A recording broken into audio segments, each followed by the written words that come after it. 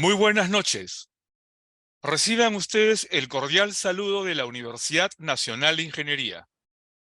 El saludo de nuestro rector, del doctor Alfonso López Chau, así como del director de la Escuela de Posgrado, del doctor Víctor Caicedo Bustamante. Quien les habla, Guillermo Ruiz, director del Diplomado y Maestría de Ingeniería Educativa. Se complace en atenderlos y de dirigir el coloquio sobre ingeniería educativa en el tema Nueva disciplina para los educadores de los nuevos tiempos. Este es un tema que ha sido y sigue siendo tratado desde distintos puntos de vista por los educadores, no solamente de nuestro país. En realidad es un tema constante. Tras de cada acontecimiento mundial, llámense guerras o acaso grandes descubrimientos, o lo que ocurrió cuando aconteció la invención de las máquinas a vapor y sucesivamente distintos inventos provocaron distintas miradas de la educación y del tipo de ciudadano que se desea para cada época. No es diferente el día de hoy. Quizá el día de hoy, sin embargo, tenga algunos matices y contrastes sobre los cuales hemos de actuar.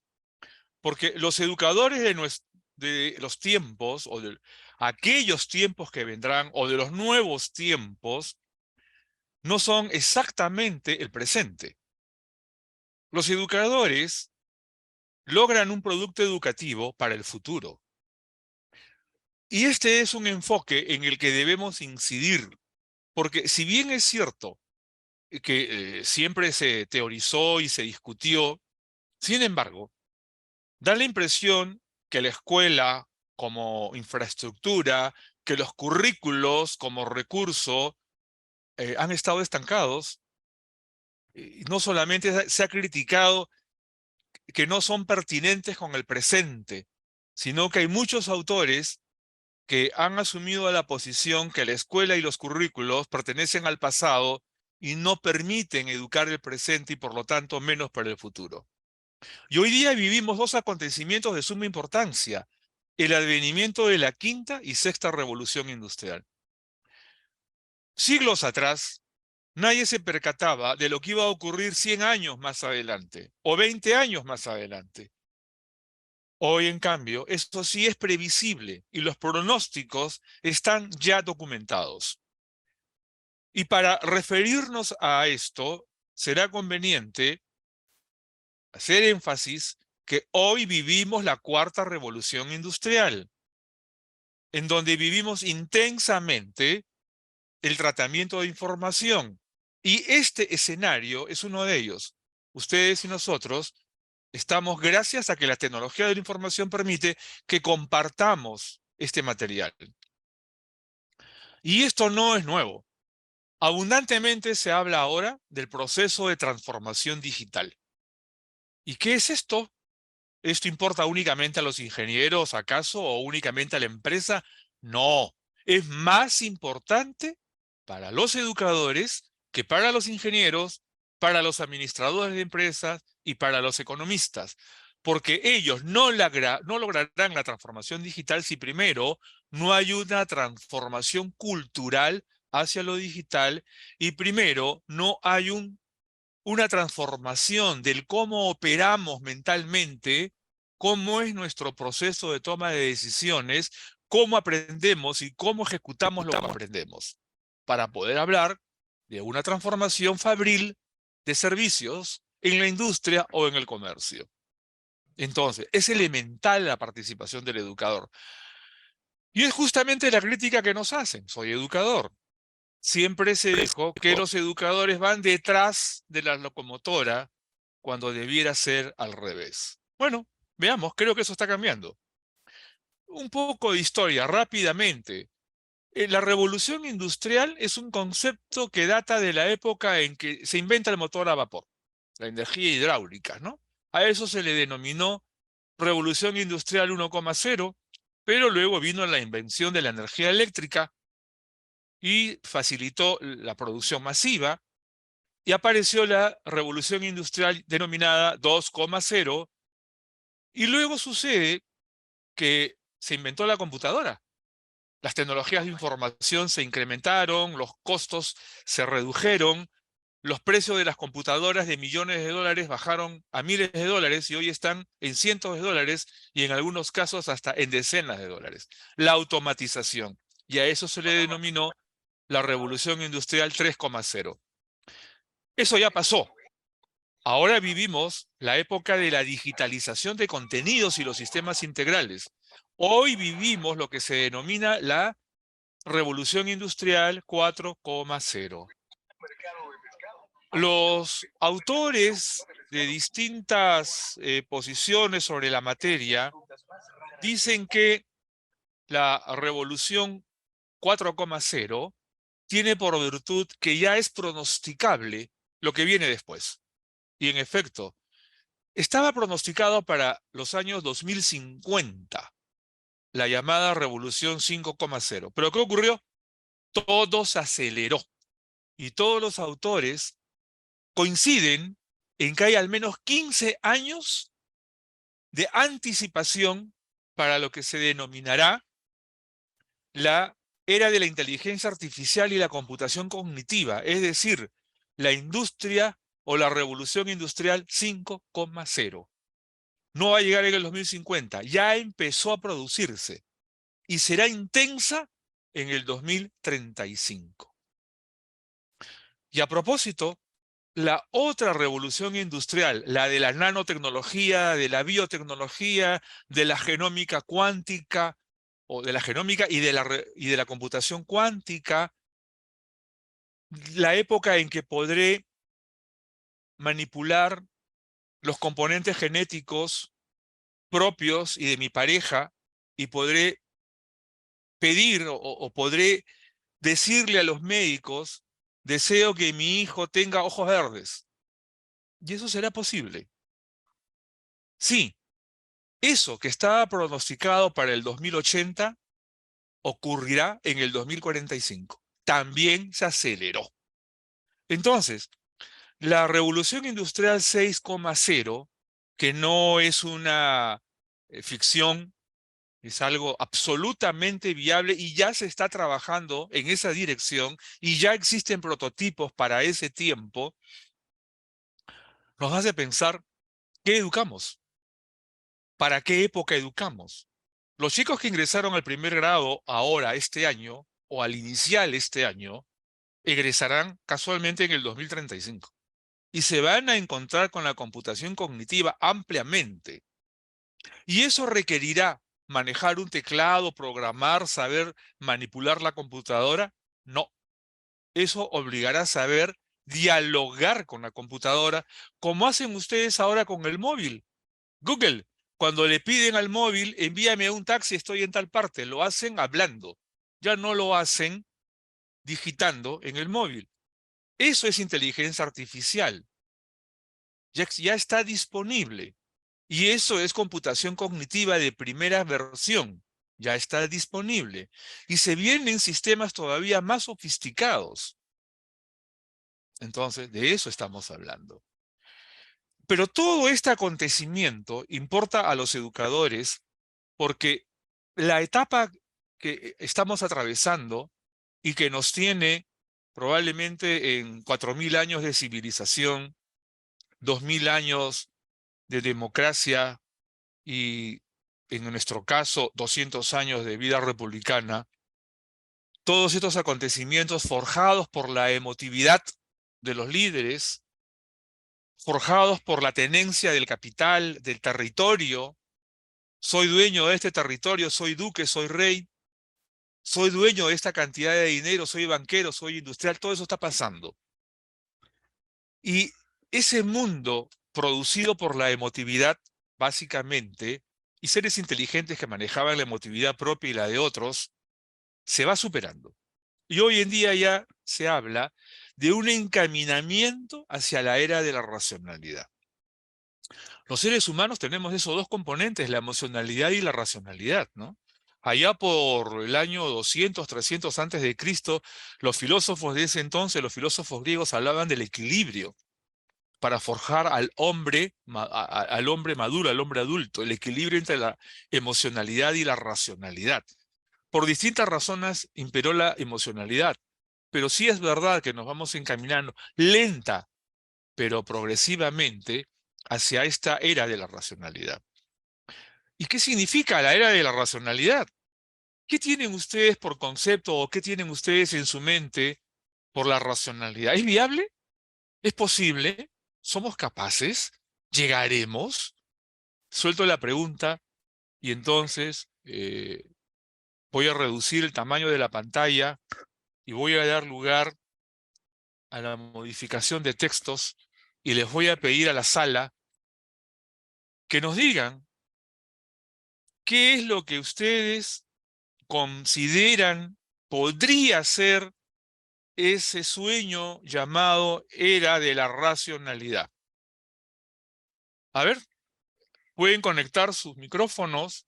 Dante, Blanca, Rudy, ¿qué entienden por la era de la racionalidad?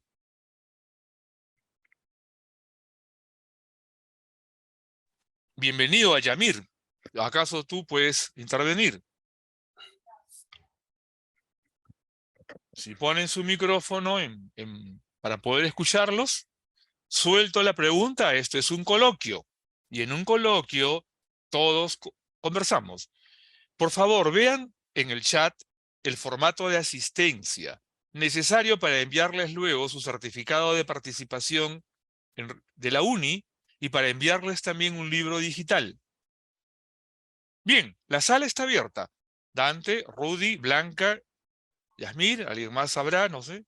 Los que deseen levantar la mano con gusto, ¿qué entienden por la era de la racionalidad? ¿Es viable? ¿Es una utopía? ¿Los seres humanos podemos alcanzar el equilibrio entre la emocionalidad y la racionalidad? ¿Las computadoras ayudan para eso? La sala está abierta. Puede ser visto como una utopía. Puede ser visto como una Una utopía, lo utopía. pondremos entre entre signo de interrogación. Creer en que la humanidad alcance la racionalidad es bastante complejo, ¿no? Es bastante complejo, pero con todos estos avances científicos y con todos estos avances tecnológicos, lo que aspira la humanidad es llegar a esa armonía, ¿no? Pero si llegará, yo lo veo como una utopía, más que como una realidad. Bien, ahí está Mm. anotada su participación. ¿Alguien más?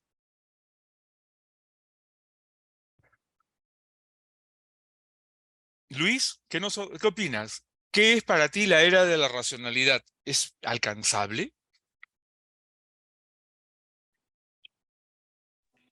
Buenas Buenas noches, noches. ingeniero.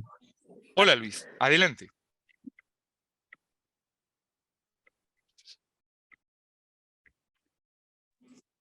Ay, soy yo, ¿no? Buenas noches. Sí, te escuchamos. Yo considero que sí podemos llegar a la era de la racionalidad. Es viable. Ok, Es viable. gracias. ¿Alguien más tendría algo que anotar? Buenas noches, ingeniero, y a todos los participantes. Buenas Con noches. respecto al término racionalidad, a través de la historia sabemos que el hombre, entre comillas, es racional. A través de Eh, la investigación, el desarrollo, llegamos a un punto de que el término se ha vuelto ambiguo, porque racionalidad, la mayoría lo interpreta como una capacidad de diferenciar lo bueno de lo malo, ah, de lo que es factible o no. ujú. Pero, como menciona el primer compañero, es una utopía. Quizá esté equivocado, pero al llegar a eso, falta mucho camino por recorrer. falta, ya que Tal lo vez mencionas así, Rudy, disculpa, pero sin embargo, ¿podemos aspirarlo? ¿Podemos aspirar a lograrlo? se va a ¿Debemos lograr, aspirar a lograrlo? se va a lograr, pero como sabemos, hay bastante camino por recorrer, bastante. Eso sería mi aporte. Muchas Bien, gracias. muchas gracias por sus intervenciones. Este debate es motivo de discusiones, discurrir ideas, ¿ah? Discusiones no en el sentido de Vox, sino en el sentido de discurrir ideas académicas, científicas, por centurias. Y si bien se definió al hombre como un ser racional, que supuestamente nos diferencia de las otras especies mamíferas, aves e insectos, sin embargo, en nuestro mundo emocional, eh, pareciera que no somos racionales, muy racionales que digamos, ¿no? La protección de la familia es una teoría, tal como viene sucediendo hoy en día con los hogares disfuncionales. La debilidad o la fragilidad ante los incentivos del placer, cuando vemos en otras especies mamíferas cómo protegen la pareja y cómo las parejas son indisolubles, y sin embargo en los seres racionales no sucede lo mismo. Entonces hay un desequilibrio, porque hasta para elegir un líder lo hacemos por la emoción y no necesariamente por la racionalidad. Sin embargo, estamos acá. Hemos superado múltiples obstáculos en el desarrollo de nuestra humanidad a través de millones de años. Y estamos acá superando obstáculos, superviviendo, y la gran diferencia en las conexiones sinápticas y nuestra capacidad motora permitió que reaccionemos en la época de los grandes cataclismos, y mientras que los grandes dinosaurios perecieron porque no supieron reaccionar a tiempo, los primates y los seres humanos sí, y las especies que tenían las conexiones sinápticas más cerca de la capacidad motora, huimos del peligro. El cerebelo fue el que nos ayudó y supervivimos, ¿no? Sobrevivimos. Revisemos esto un poco más a la luz de la educación, de la práctica pedagógica, de lo que hacen, lo que también recomiendan los psicólogos, los sociólogos, los antropólogos. Vamos a revisar algo más sobre la misma materia y nuevamente voy a colocar el PowerPoint en alto para pasar al siguiente slide y veamos lo que los educadores de los nuevos tiempos educarán. Veamos, esto suena a afirmación. Bueno, pues bien, veamos ¿de qué se trata? Acá hay una imagen que voy a mostrarles ahora, luego de hacerles una nueva pregunta. Mentes que conocen, ¿no? Eso está dicho en los perfiles de las competencias con las que ahora elaboran los educadores, tanto en educación superior como en escuela básica regular. Mentes que conocen, se dice, ¿no? Buenas notas, 20 en matemáticas, mente que conoce. Buena nota, 20 en física.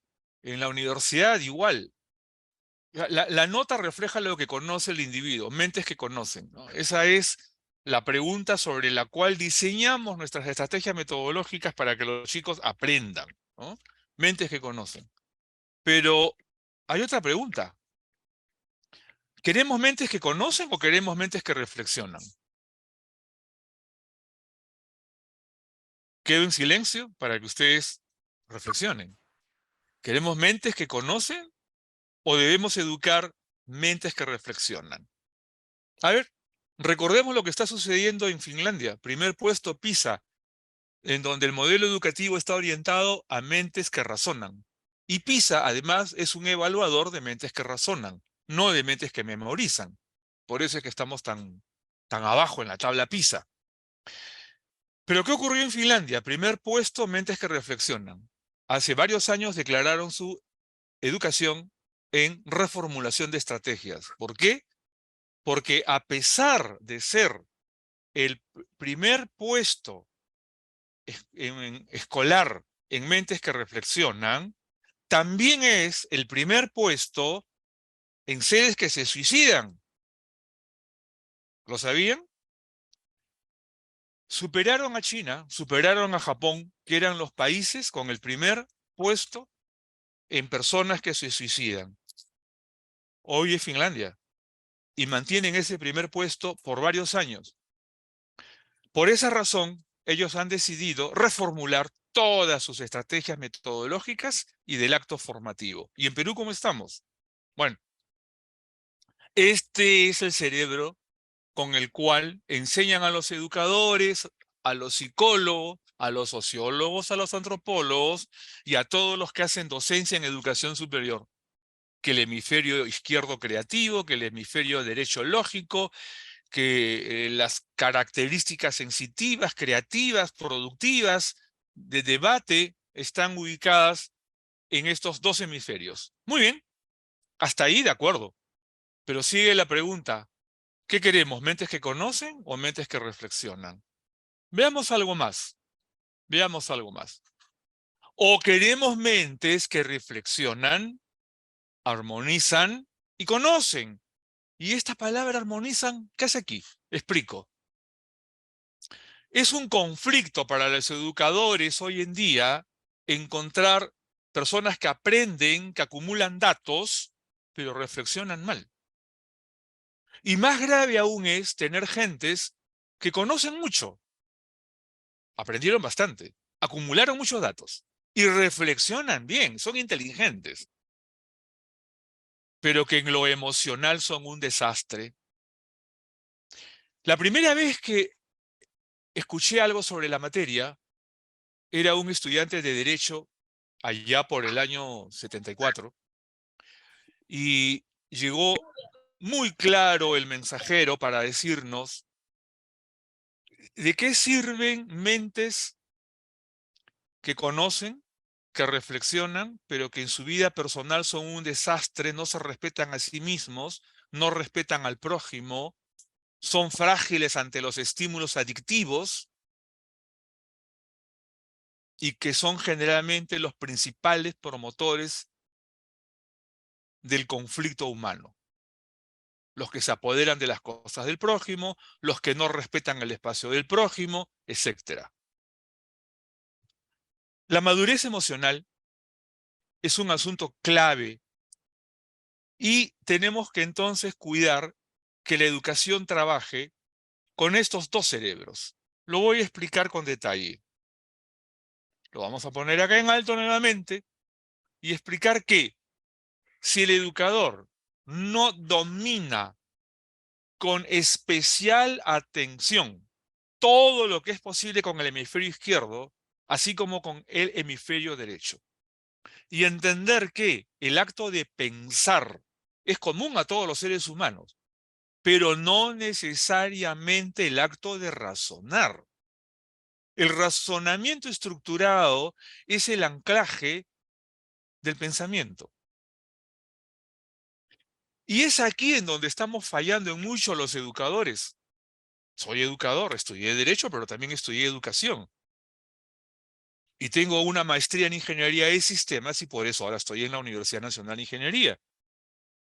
Y estoy en un doctorado de Ingeniería porque encontré allí muchas respuestas a lo que como educador deseo hacer. Pero encuentro entonces respuestas a aquello que conocí cuando era estudiante de Derecho y cuando encontré que el acto de pensar efectivamente no era estructurado y que la emocionalidad imperaba hacia el mal en todos aquellos que causaban problemas que tenía que atender el Poder Judicial. Y era que cuando fui a estudiar educación descubrí que este tema era tratado de manera insuficiente en la Facultad de Educación.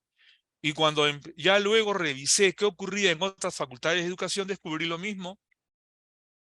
Es un capítulo del curso de Psicología del Aprendizaje que lo tratan como un tema un día por 2 horas y se acabó.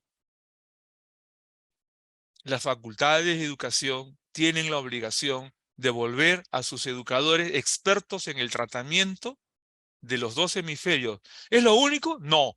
porque estos hemisferios están orientados al desarrollo de las capacidades de aprender y de la lógica reflexiva y creatividad. Pero así como está, no ayudan al educador a la parte, al desarrollo de la madurez emocional. Y lo explico acá. ¿Conocían ustedes esta partición del cerebro por capas? A ver, voy a verla. A ver acá. Alguien que levante la mano, que diga que sí lo conocía. El estudio del cerebro por capas. Como nadie levanta la mano, daré por cierto que nadie lo sabía todavía. Bueno, explico. El cerebro humano tiene un desarrollo de 400 millones de años. Y la primera zona, llamada paleocórtex, No lo abajo, han visto, se la recomiendo. Es muy buena. En unos a ver, minutos vamos a ver un poquito ¿quién de es? esto que tiene mucho que ver con la teoría. A ver. Bien. He cortado para poder continuar. Bien. El paleocórtex, que fue la primera capa cerebral de este desarrollo de esta especie llamada humana, que está vinculada al cerebelo, es la zona motora de los instintos. Es la zona del yo, del mío. Mi libro, mi computadora y muchas otras cosas más, ¿no? El paleocórtex. Las personas que actúan su vida hoy, año 2023, en función del paleocórtex, son aquellas que se expresan en función del yo, del mío, del para mí. Pero ese cerebro, que tiene 400 millones de años de antigüedad, es también bueno, útil, porque es el cerebro motor. Es el cerebro de los instintos. La actividad eléctrica hacia arriba, la onda eléctrica que corre por el arquicórtex, que es la zona central del cerebro, va llevando el desarrollo neural y aparece una segunda capa, el mesocórtex, que tiene 100 millones de años de antigüedad. Es la época de los mamíferos sobre la Tierra. Es la época en que ya aparece el concepto de comunidad. Vivimos juntos para protegernos, el nosotros. Y las comunidades se van estructurando conforme este cerebro, a lo largo de millones de años, va dando lugar a la vivencia en cavernas, a las tribus y a la búsqueda de alimentos en grupo y a la protección de las familias en grupo. Y hace 400.000 años acontece una tercera capa, el neocórtex. Miren ustedes esta evolución, cómo nos va orientando también esas maneras de actuar que tenemos los seres humanos. El yo, el nosotros y el de la convivencia conjunta, que ya es el neocórtex. Pero ¿cuántos estudiantes que egresan de la secundaria son conscientes de su vivencia en función del neocórtex? ¿Cuántos? ¿Y cuántos estudiantes que se gradúan del pregrado, su primer título, son conscientes de su vivencia en función del neocórtex? ¿Cuántos? Que es el cerebro de la autonomía. El primero, el paleocorteano, hoy en día está vinculado a la amoralidad. El segundo, el mesocorteano, está vinculado a la socionomía y la heteronomía. Y el tercero, el neocorteano, está vinculado a la autonomía. ¿Cuántos seres humanos son autónomos hoy en día? Esta evolución del cerebro, vinculada a este desarrollo también del dominio de la emocionalidad, el ser autónomo respeta su propio cuerpo y el cuerpo ajeno. El ser autónomo respeta su propio espacio y el espacio ajeno. El ser autónomo sabe discutir, sabe dialogar, sabe compartir. Hoy en día está de moda la empatía, ¿no? Pero es una empatía entre mesocorteanos. Bueno, dejo esto dicho hasta acá porque sería muy largo y es un capítulo muy importante de cursos en los cuales los educadores hoy en día debemos participar. ¿Y qué importancia tiene esto en función de la tecnología? Voy a explicar dos aspectos. Uno, ya apareció la disciplina llamada conectómica, que no tiene más de 10 años de antigüedad. ¿Qué es la conectómica? El estudio del cableado neural en función de los estímulos. Mapean el cerebro de cada individuo y pueden ir reconociendo su desarrollo en función de los estímulos. Y cómo es que el recableado neural se va produciendo y de esa manera se va también reconociendo al individuo que va desarrollándose en su potencial cerebral. Ya existe la conectómica, pero que sepa hasta ahora ninguna facultad de educación se ha enterado. El conectoma, ¿no? El recableado neural. Bueno, les digo, señores que están en la sala, y gracias por su tiempo y por compartir con nosotros estas experiencias que son muy nuevas, que ya apareció una nueva capa. Los investigadores se percataron que esta nueva capa aparece más por el estímulo eléctrico del cerebro y por los estímulos externos que provocan que ese estímulo eléctrico se dé, pero que todavía los seres humanos no somos conscientes de esa aparición. Sin embargo, también nos dicen que quienes han aprendido a utilizarla a su manera, los Vedas, los que meditan, y algunos dicen esa es la zona que permite a las personas la telepatía. Uy, interesantísimo, ¿no? Pero también les tengo que decir que los neurólogos que estudian esto también nos dicen todavía no nos atrevemos a darle denominación a eso que se ha encontrado. Sobre eso todavía están investigando. Solamente han pronosticado que su callosidad o formación definitiva como capa cerebral pasarán todavía aproximadamente unos 20.000 años más. Pero ya está en desarrollo. Empezó. Así que imagínense ustedes lo que viene aconteciendo y qué es que estamos educando.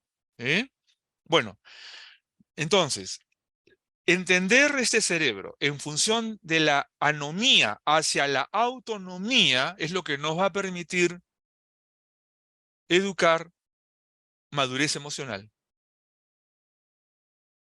Capítulo que todavía tiene que ser insertado en las facultades de educación, pero que los ingenieros educativos que está formando la UNI ya lo tienen como contenido curricular y ya están estudiando sobre esto.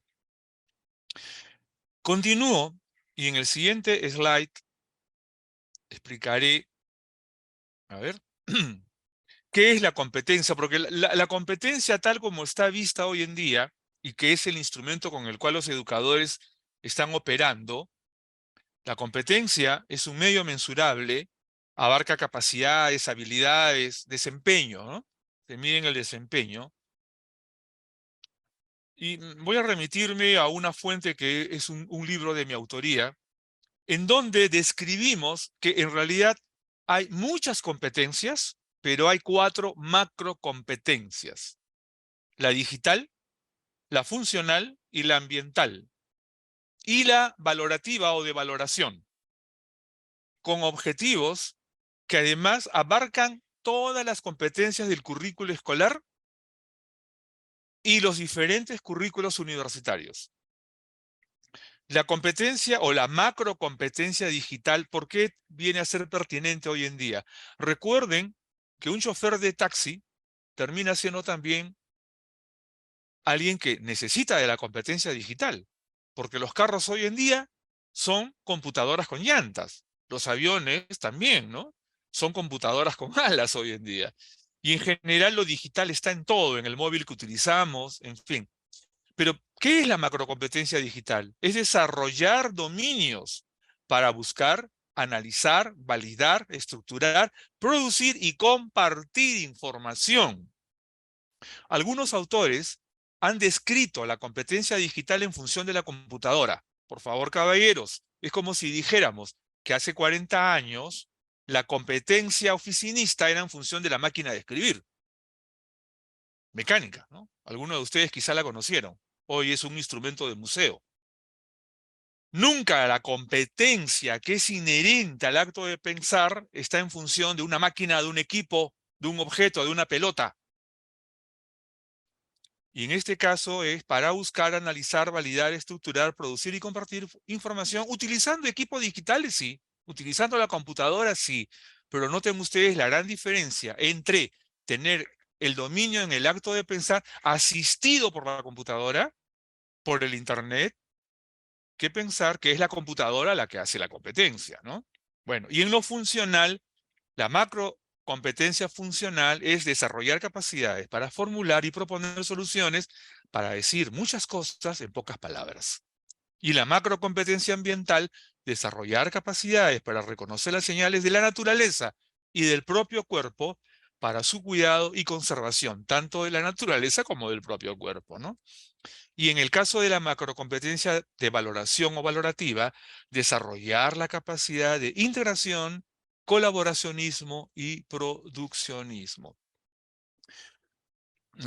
Antes que alguien me haga una pregunta sobre estas dos últimas palabras, dejo anotado que son dos términos que en el ámbito de las tecnologías de la información hoy las estamos reivindicando, porque son vocablos ya utilizados centurias antes o decenios antes. En el caso del colaboracionismo, se utilizó mucho en la década del 40 del siglo pasado para referirse a aquellas personas que colaboraban con los ejércitos invasores. Allí surgió la palabrita colaboracionismo, pero hoy en día en tecnología se utiliza para referirse a los ambientes de colaboración en el tratamiento de información para producir soluciones. El produccionismo hace unos 100 años también, o un poco más quizá, se utilizó para diferenciar a las personas que generaban riqueza, los artesanos, por ejemplo, y diferenciarlos de las personas, los aristócratas de aquel entonces, que heredaban y tenían riqueza por herencia. Entonces eran dos espacios diferenciados, el que producía riqueza y el que tenía dinero. Entonces, en ese ambiente surge este vocablo de produccionismo para diferenciarlo. Pero igual, hoy en día, en el ambiente de las tecnologías de información, esta palabra la reivindicamos y la utilizamos para referirnos a producir comprendiendo todos los escenarios del proveedor, del cliente, del propio y de todas las redes que conectan la producción. Temprano conversaba con alguien en la uni justamente que me preguntó al respecto y le decía, le saqué un boleto de pasaje de combi y le digo, ¿sabe un estudiante de secundaria qué relación tiene este boleto de combi con el acero sueco? Bueno, no lo sabía, no me supo contestar. Dejo la consulta en la sala. ¿Alguien lo sabe en la sala? ¿Qué relación tiene un boleto de combi con el acero sueco? Voy a explicarlo. La relación está en que ese boleto, dado en una unidad de transporte público de pasajeros, fabricado sobre un chasis de acero, de repente en Corea o en China o en Japón, de donde vienen la mayoría de carros de ese tipo. Pero allá las fábricas, el acero que utilizan para los chasis es acero sueco. Esa manera de entender el mundo, de comprender las relaciones entre todo lo que hay, a eso se le llama también produccionismo. ¿Cómo se producen las cosas? ¿De dónde provienen? ¿No? ¿Para qué? Para que el adulto que produce sepa prever todas las relaciones de producción de sus propios productos o servicios. Hoy con las tecnologías de información eso es elemental para competir en el mundo, en los mercados, ¿no? Pues bien, las tres primeras macrocompetencias a las que me he referido son de carácter aptitudinal y la otra es de carácter actitudinal. Entonces, la citamos porque se prevé que para la sociedad digital tan anunciada tanto se ha escrito, tanto se ha hablado de esto en la sociedad digital, se configurarán estas 4 macrocompetencias, ¿no? 3 específicas y una transversal o que abarca las aptitudinales. Continúo y por favor vayan ustedes anotando sus preguntas. Va a ser grato tratar de resolverlas. Habrán algunas muy complejas, espero, y ustedes puedan también intervenir. Entonces, el proceso de desarrollo de la educación digital tiene a la competencia como medio mensurable. Y estas 3 o 4 macrocompetencias que he citado, las voy a reconfigurar ahora en este gráfico. La funcional, la ambiental y la digital. La interrelación de estas 3 nos da el ámbito de la ciencia, lo ambiental con lo funcional, de lo técnico, de lo digital con lo ambiental, y de lo tecnológico, de lo digital con lo funcional. Todo, sin embargo, se integra y se entrecruza. Pero en todos los casos, esta convergencia funciona sobre la I de inteligencia, de interés, de imaginación, de innovación, de interacción y de integración. Y para estas 3 macrocompetencias aptitudinales, está otra que las atraviesa y es la actitudinal, ¿no?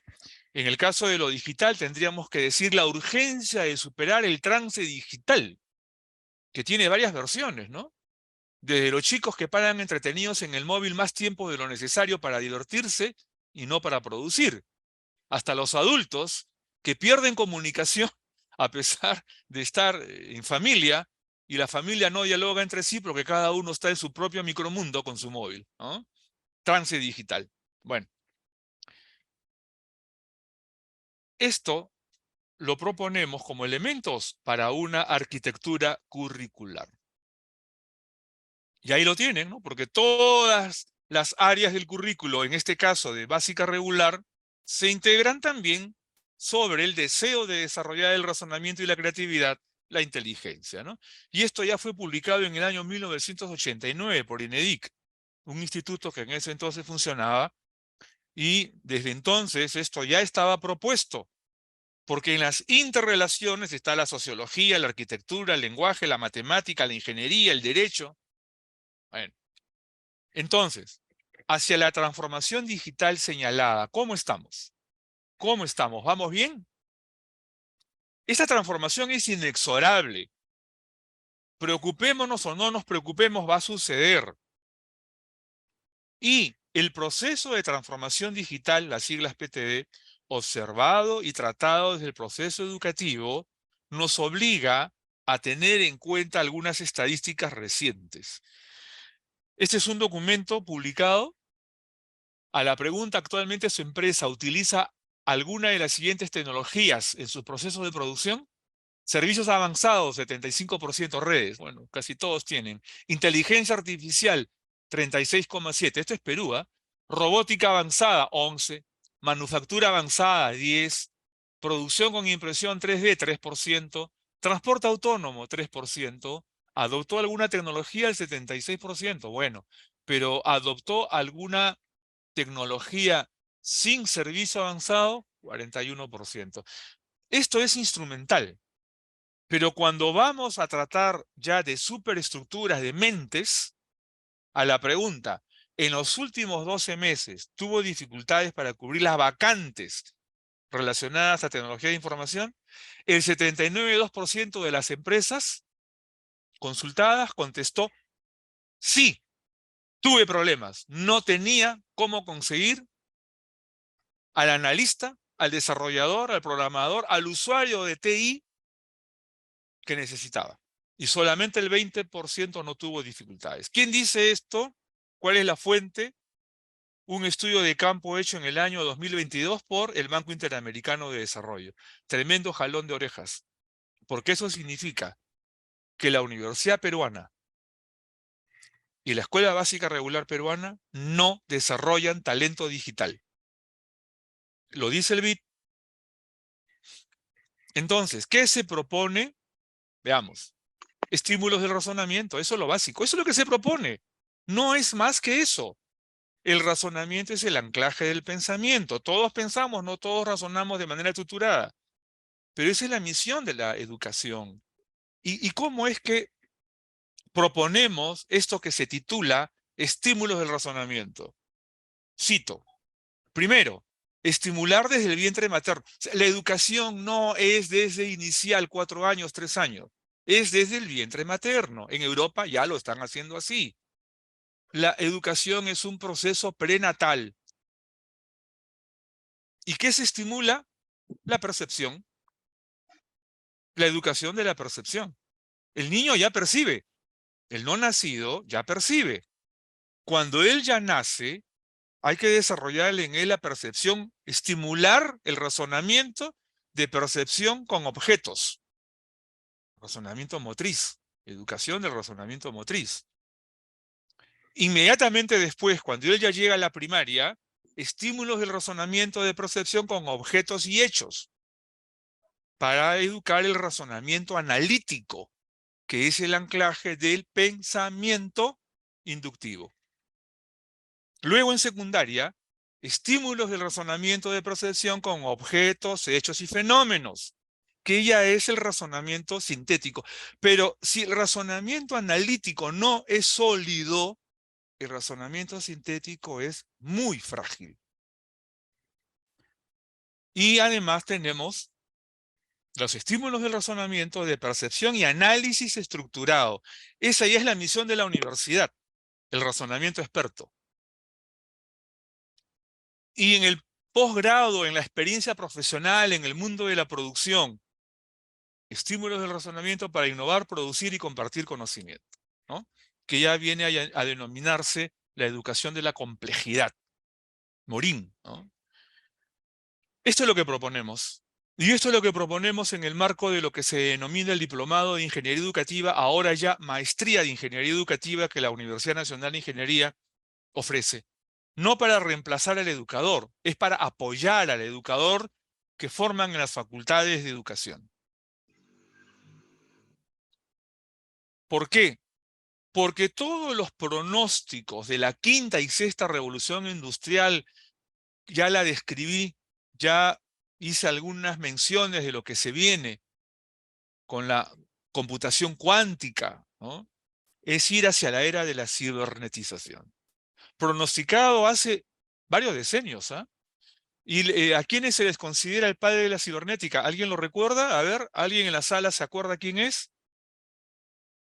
Hay una universidad peruana que lleva su nombre. Fue una labor en la NASA de unos científicos que dijeron, esto se viene. Van a demorar decenios o quizás una centuria, pero va a llegar.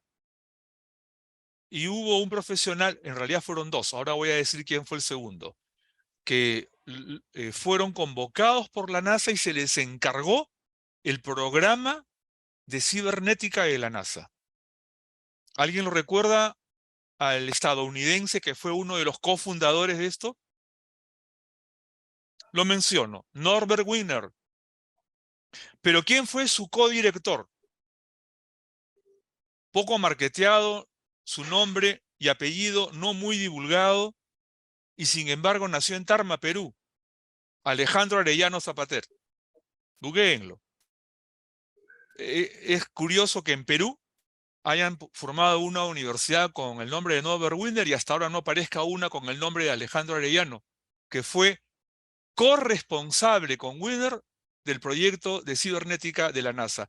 Y los pronósticos que ellos hicieron están documentados, ¿no? La teoría del control, las comunicaciones y la conectividad. Se avecina. Será lento, será rápido, quizás no lo veamos, pero va a llegar, tengan la seguridad. Así como ya llegó la revolución industrial 4,0, llegó, se pronosticó hace 50 años, llegó. Lo que ocurre es que ahora todo se está acelerando, todo está llegando más rápido. Esa es la única diferencia, pero los pronósticos están ocurriendo. Entonces, creo que es un momento para decirles qué es la ingeniería educativa, y ahí la defino, ahí está.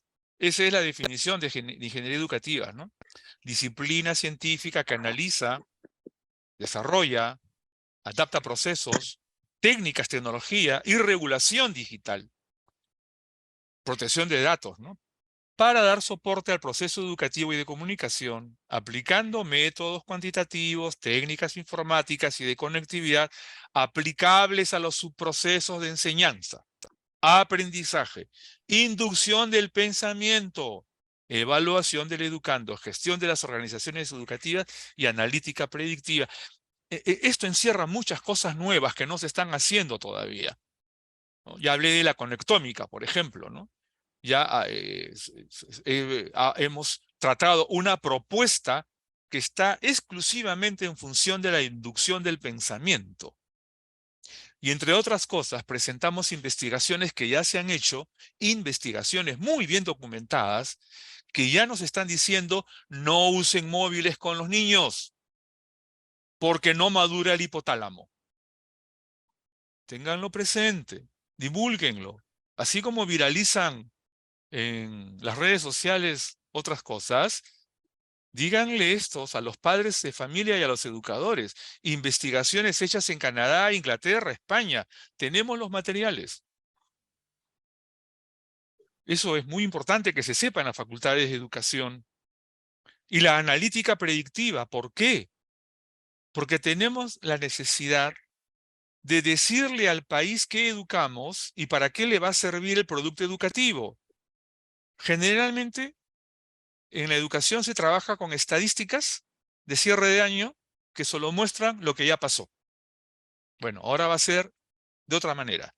Vamos a hacer estadísticas, pero en marco de analítica predictiva, para decirle al país, miren, este ingeniero, graduado ahora en diciembre del año 2022, en un horizonte de 5 a 10 años le va a servir al país para A, B, C, D cosas en función de lo que el mercado peruano es y de lo que el mercado planetario ofrece.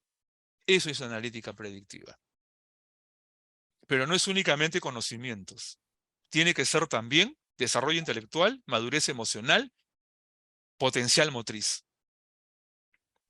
Eso es lo que estamos haciendo y mucho me agradaría ahora dejar de compartir para iniciar el diálogo con la sala.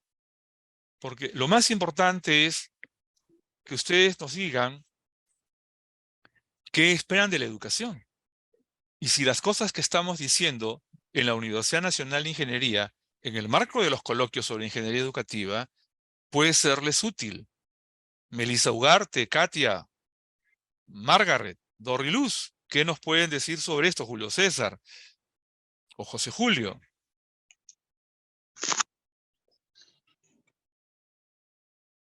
¿Podrá ser útil? Es necesario cambios en la escuela y sobre todo en los educadores, porque la escuela, como infraestructura, déjenla. El problema no son las mesas, las sillas, la pizarra o las computadoras. El verdadero problema es qué hacen los educadores con las mentes de los educandos. Ese es el problema. Y eso es lo que tenemos que cuidar que sirva. ¿No? Hace poco me preguntaban, es que las computadoras lo hacen todo. Un momentito, señor. Mejores hombres hacen mejores cosas con las computadoras. Las computadoras no hacen mejores cosas con hombres que no hacen bien las cosas. Entonces, lo que necesitamos son mentes. Julio César, ¿querías decir algo?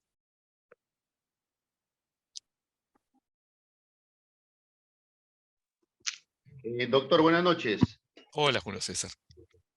¿Qué tal, doctor? Yo quería hacerle una pregunta, doctor, sobre la percepción que usted estuvo enseñando sobre el bebé cuando se está desarrollando en el vientre de la madre. Desde ahí, pues, nace la educación. Quiero que técnicas para poder desarrollarlo cuando está en el vientre de la madre. Ya. Hay dos vertientes clásicas que no son las únicas, pero que son las más divulgadas.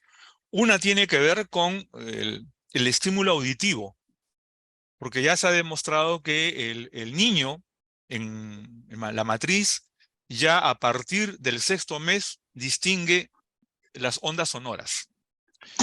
Es por eso que Fester, que fue el investigador que trató el tema, un discípulo de Piaget, hizo investigaciones sobre la materia también, y a él se le considera el padre de la educación temprana, ¿no? En Europa eso está muy divulgado, y ya trabajan con las madres con música, ¿no? Incluso hace algunos años, unos 20 años atrás, llegó por Perú la moda de canciones de Mozart, Beethoven en los CDs para las mamás que estaban gestando. Y se hizo moda, pero lamentablemente veo que no ha sido continuo eso. Eso ya existe, eso ya se recomienda. Ya las madres que están gestando deben escuchar esta clase de música porque estimula la sensibilidad auditiva del niño por nacer. Esa es una vertiente, la estimulación auditiva. Y la otra tiene que ver con el cuidado de la madre. Regreso a Europa. Los países europeos le están dando a las madres gestantes a partir del 5.º mes descanso, para que tengan tranquilidad, para que cuiden la emocionalidad del niño. Y ahora también al padre, 5 meses de descanso porque la mamá está embarazada, para cuidar el ambiente emocional de la madre y el niño tenga una vida matriz sana, saludable, emocionalmente sana. Eso ya se sabe, en las facultades de psicología he visto que ya lo trabajan acá, pero es teoría por ahora. Ahora, no es lo único, ¿ah? Hay otras vertientes que tienen que ver con el estímulo del niño por nacer. Por ejemplo, poner tibieza sobre el vientre de la madre, podría ser un paño tibio, ¿no? Estimula mucho al niño por nacer, porque todo es físico. A ver, ya que hablo del tema de la física, en el diplomado de Ingeniería Educativa, ahora maestría, trabajamos la sensórica humana.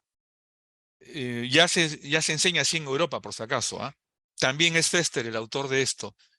El ser humano tiene un solo sentido, no era cierto que teníamos 5. Es el tacto. Las ondas sonoras las captamos y son físicas, ¿no? Las ondas sonoras son táctiles por el sensor auditivo. El especializado sensor en tocar las ondas sonoras. El sensor visual toca los fotones, ¿no? Las partículas de la luz. Tocamos, es táctil también. Y el olfato toca las partículas que hay en el aire. Y por eso es que podemos oler y olfateamos por el sensor olfativo y olemos por la interpretación que hace el cerebro. Las papilas gustativas tocan lo que llevamos a la boca, ¿no? Si no, no sabemos qué sabor tiene. Así que también es tacto. La piel, tacto, ¿no? Entonces, desde el punto de vista de la física, se demuestra que el ser humano tiene un solo sentido con sensores especializados para tocar y percibir el mundo externo. La percepción sensorial. Y hay mucho más, ¿ah? Podría extenderme, pero ya son las 9 y generalmente los coloquios son de 1 hora, pero ampliemos, por favor, ampliemos. José Antonio, en algún momento, si gustas, chateamos, te puedo dar mucho más información. ¿Alguien más? ¿Alguna consulta? Doctor, Dante. una consulta. Desde esta maestría de Ingeniería Educativa, que es relativamente nueva, también aborda lo que son políticas que debe implementar el Estado para que estos futuros egresados de alguna manera colaboren, porque si hablamos de transformación digital, tenemos regiones donde hay una pobreza y los colegios no cuentan con medios digitales. ¿También se aborda esos temas? No en forma directa, pero sí tratamos normativa. Normatividad que es hecha por el Estado, ¿no? Recientemente lo que es protección de datos personales, no es bueno que las universidades y los colegios adopten, por ejemplo, sistemas de videoconferencia y plataformas e-learning sin haber previsto las herramientas de protección de datos. Ya hay normatividad sobre eso, ¿ah? Y es un delito informático no incluir en las instituciones la protección de datos cuando utilizan plataformas de carácter público, como el e-learning o esta videoconferencia. Nosotros sí tenemos, por si acaso, a ustedes están protegidos. Bueno, no es lo único, ¿no? Hay mucha normatividad en Perú sobre la materia y la transformación digital es una normatividad de decreto de urgencia 006 y 007 del año 2020. Sí. Hay varias otras normas, ¿ah? Y desde el habeas data, artículo 200 de la Constitución de la República, ¿no? Y el artículo 2 de la Constitución de la República, donde también se habla de la privacidad, de la protección de la privacidad e intimidad de los datos de las personas. En fin, hay mucha normatividad, pero no es para que un educador que se forma en una facultad de educación también domine eso. Para eso estarán los ingenieros educativos, ¿no? Justamente, para dar soporte a los educadores. Pero nuestra lógica no es necesariamente dar recomendaciones de políticas, sino formar profesionales para que puedan operar calidad de políticas o formularlas, ¿no? ¿Alguna otra consulta? Bien, los coloquios de ingeniería educativa se dan todos los jueves a las 8 de la noche. Es un esfuerzo de la Universidad Nacional de Ingeniería. Hemos creado una frase que se llama Nación Digital, orientada a la convocatoria a todas las universidades del país para que hagan esfuerzos para el desarrollo de talento digital. Desarrollar talento digital no significa programadores de computadoras, ¿ah? Porque todos somos usuarios de las computadoras y eso es lo importante.